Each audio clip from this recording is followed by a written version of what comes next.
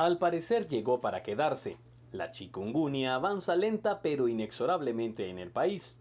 De acuerdo a las informaciones, existe esta enfermedad en Moyuta, Ciudad Pedro de Alvarado, Jutiapa y Chiquimula, Siquinalá, Palín y la cabecera de Escuintla, Alotenango en Zacatepeques y también en el departamento de Guatemala, así como en La Máquina, Suchitepeques y en el departamento de Jalapa.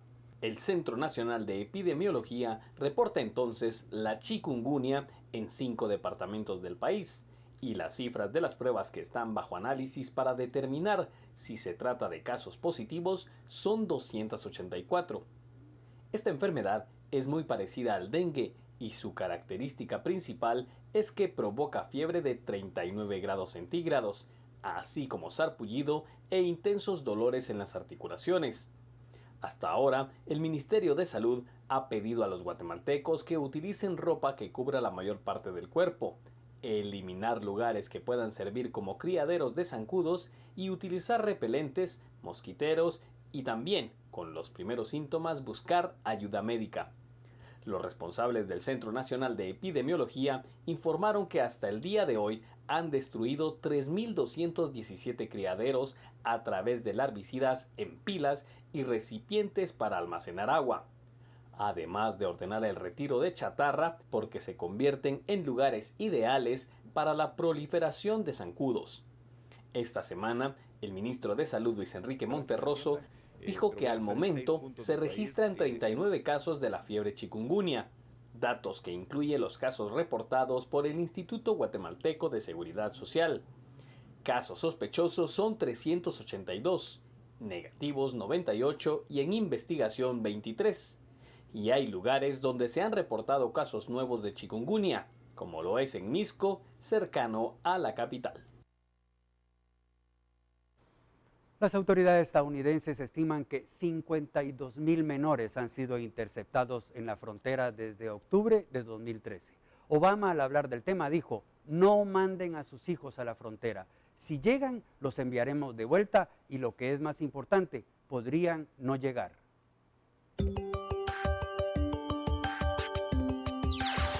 En la última Asamblea General de la ONU en Nueva York se habló sobre los conflictos de Siria e Irak y el presidente Barack Obama dejó en claro que el gran reto que tiene el mundo es enfrentar la amenaza de grupos como el Estado Islámico, que amenaza con ataques a los países occidentales.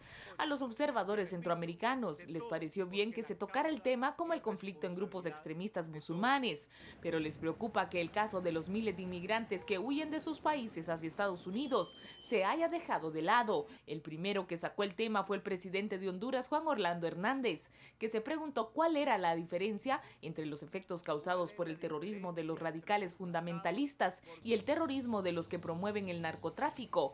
Dijo que en Centroamérica, como país de tránsito de drogas, se ha convertido en uno de los principales campos de batalla de una guerra que no es nuestra, que no iniciamos y cuyas estrategias se deciden fuera de la región e involucran a los países consumidores de droga del norte y los productores en el sur. En la ONU resonó que si bien hoy se habla de lo que sucede en otras regiones del mundo con niños, jóvenes, familias desplazadas por la guerra, la violencia y los extremismos radicales, pero que poco se dice de la situación que viven miles de familias en el Triángulo Norte de Centroamérica y que no se puede permitir como seres humanos que queden en el olvido. Todo esto se debe a que aún no termina de solucionarse un debate que lleva meses realizándose a nivel regional por la crisis migratoria y la política que se produjo en Estados Unidos con la llegada masiva de menores indocumentados centroamericanos a la frontera estadounidense.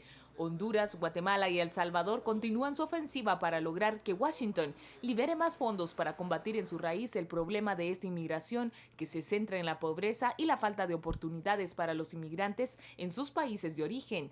Durante la reunión de la ONU, los gobiernos de la región, a través de sus cancilleres, presentaron el Plan de la Alianza para la Prosperidad del Triángulo Norte, que en 5 años pretende atacar las causas estructurales de la migración irregular. El proyecto fue presentado al secretario de Estado norteamericano John Kerry.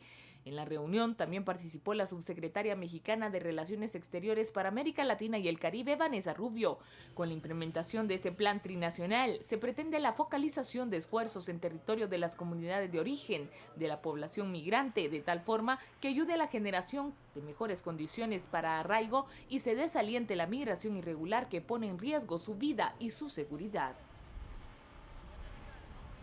Ahora un repaso de lo más importante ocurrido en el mundo, donde destaca el movimiento de las elecciones en Brasil.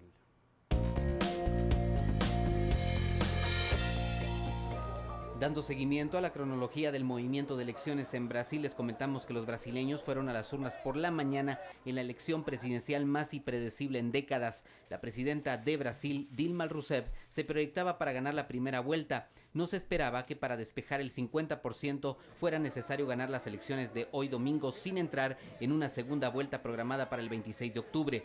Los principales rivales de Rousseff durante esta contienda ha sido Marina Silva, un héroe del movimiento mundial de conservación del Partido Socialista Brasileño, y Aécio Neves, senador y exgobernador del estado del Partido Centrista, que sentó las bases para el auge económico de Brasil en la última década.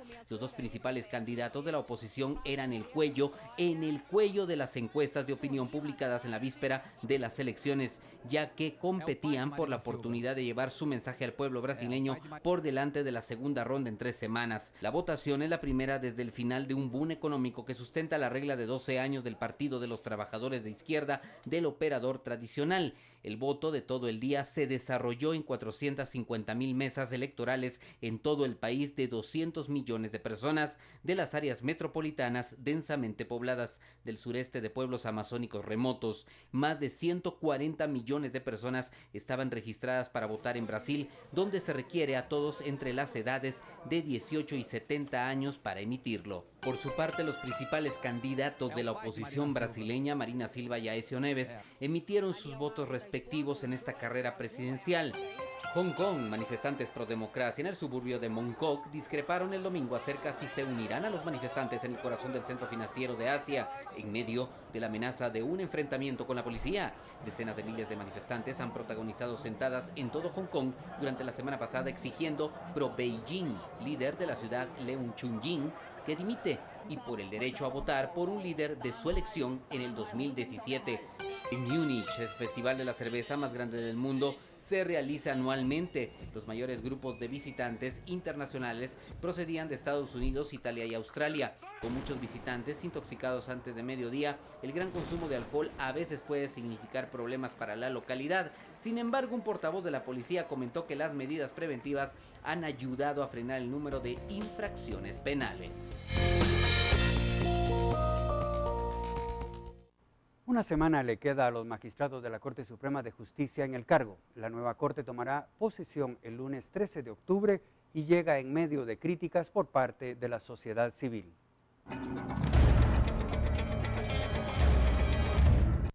El periodo de la actual Corte Suprema de Justicia llega a su fin, el próximo domingo 12 de octubre. En medio de polémica y controversia, los 13 magistrados electos serán juramentados un día después. El miércoles pasado, la Corte de Constitucionalidad rechazaba en definitiva un recurso legal planteado por el abogado Alfonso Carrillo. El jueves, la sociedad civil se presentó ante la Corte de Constitucionalidad para expresar el rechazo a la forma en que las comisiones de postulación eligieron a los postulantes. Calificaron a la nueva Corte de ilegítima e ilegal. Por su parte, la Corte de Constitucionalidad aún debe conocer impugnaciones pendientes. Las diferentes organizaciones como Acción Ciudadana, Movimiento Pro Justicia y la Fundación Mirna Mac enfatizaron en la repetición del proceso de elección que inició con las postuladoras en junio pasado. El Instituto de Estudios Comparados en Ciencias Penales de Guatemala señala como reto la independencia judicial, independencia que para David Gaitán de Acción Ciudadana está cooptada. Pausa, pero al volver, los pueblos de Sololá, en la orilla del lago más hermoso del mundo, el de Atitlán, nos tienen sorpresas que debemos descubrir para seguir amando este pedazo de Guatemala.